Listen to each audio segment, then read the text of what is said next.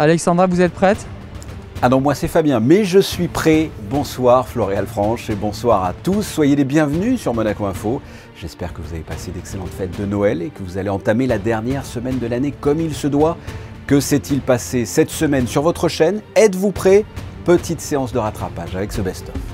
Quel est votre constat à l'hôpital?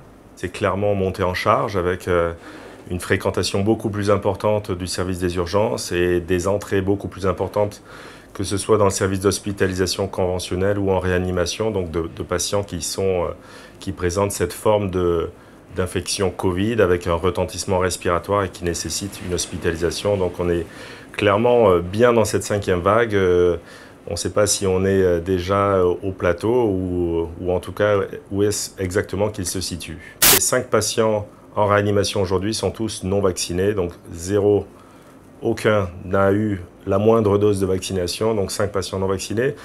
Et pour vous donner aussi quelques éléments de chiffres, le plus jeune a une 50aine d'années et aucun de ces 5 patients n'a plus de 80 ans. Donc ce sont quand même des patients qu'on peut considérer quand même comme relativement jeunes. Encourager la vaccination des jeunes, c'est une bonne chose pour casser la chaîne de transmission, mais personnellement, ça reste quand même un petit peu problématique s'il y a quand même une frange de population qui, pour le coup, est la population à risque et qui, pour le coup, vient saturer le système hospitalier.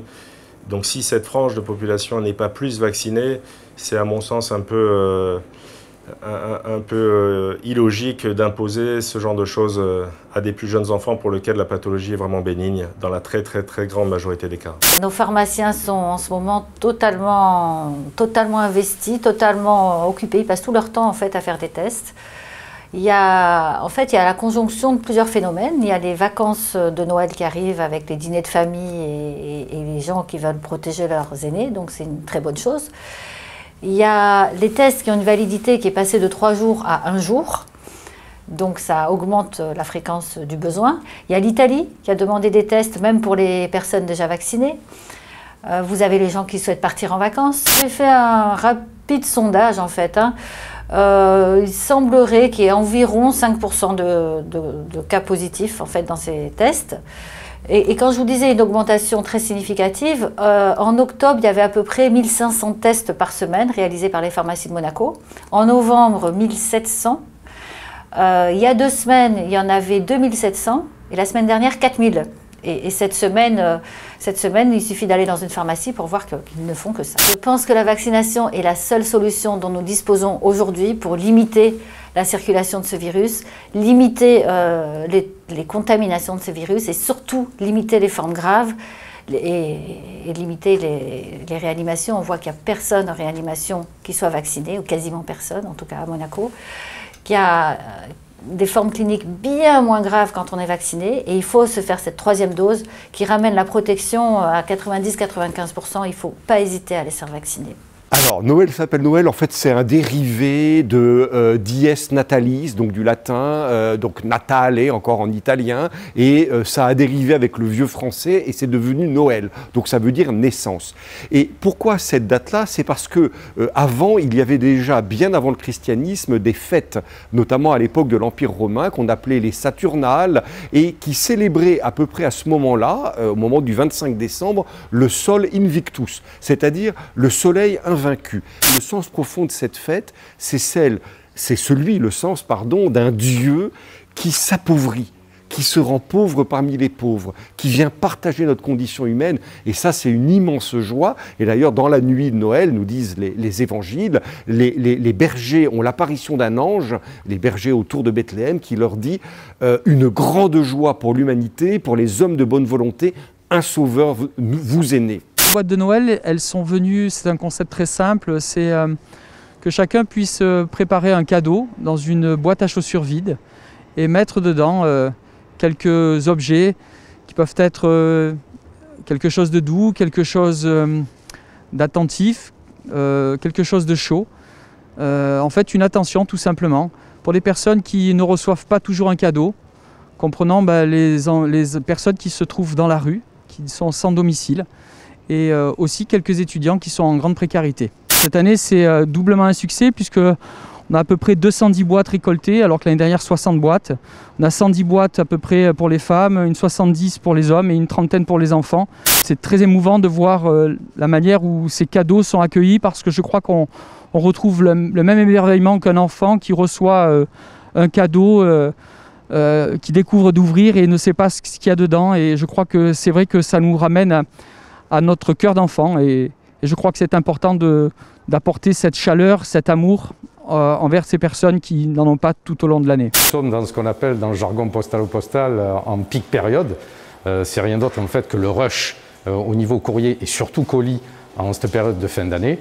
Donc c'est quelque chose d'habituel, hein, je veux dire chaque fin d'année, avec une activité en forte croissance et un dynamisme surtout au niveau de l'activité colis. Et bien entendu, cette activité est renforcée depuis les 2 dernières années, parce que Covid étant, tous les achats par Internet véritablement ont explosé, et ce qui nous donne un surcroît d'activité au niveau de la distribution colis. Il faut mettre des moyens supplémentaires, que ce soit des moyens humains ou des moyens logistiques proprement parlés. Nous avons 5 véhicules supplémentaires d'une dimension de 6 mètres cubes qui nous permet concrètement d'écouler en fait, ce surplus d'activité au niveau de la distribution de colis. Moyens humains aussi. Nous avons embauché depuis le mois de novembre 5 personnes supplémentaires dédiées à la distribution essentiellement de colis.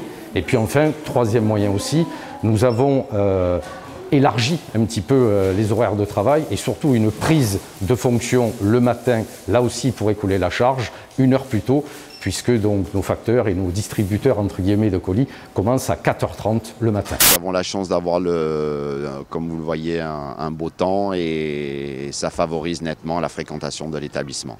À ce jour, on le vit avec beaucoup d'enthousiasme parce que la clientèle est au rendez-vous et donc c'est un franc succès. Cette restructuration nous a apporté un réel plus.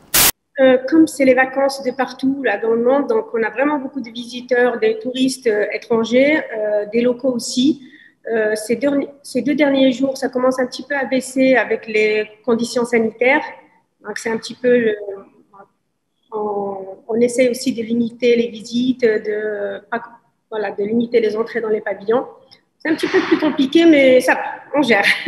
Le président de la SMFC fête ses 10 ans à la tête de cette équipe.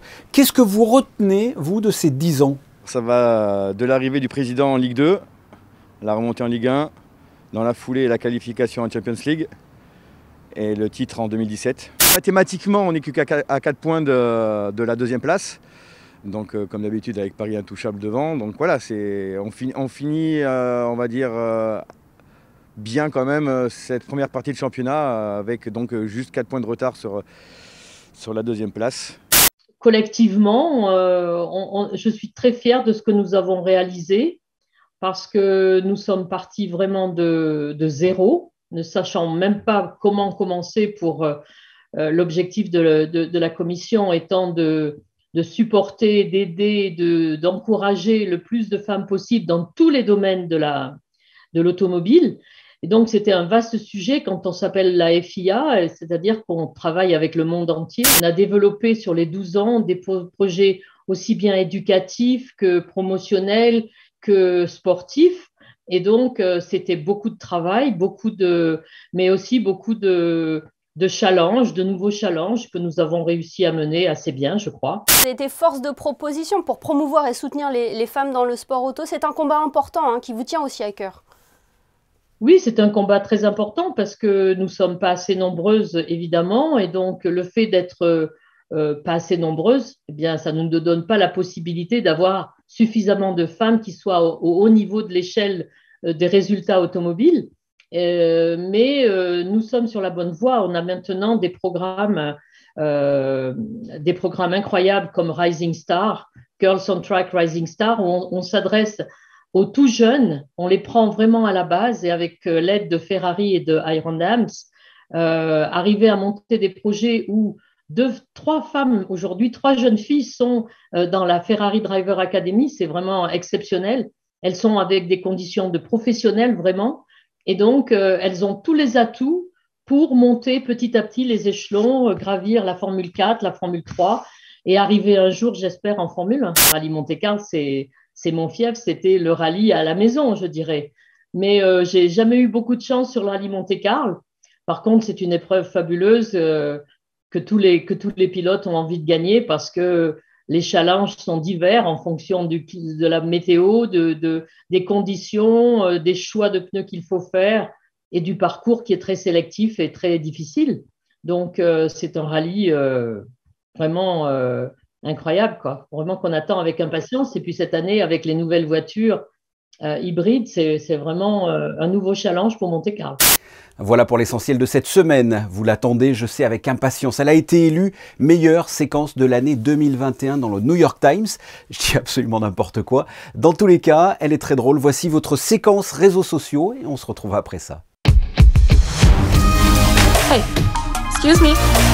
Nala, are you doing dishes? I hope so.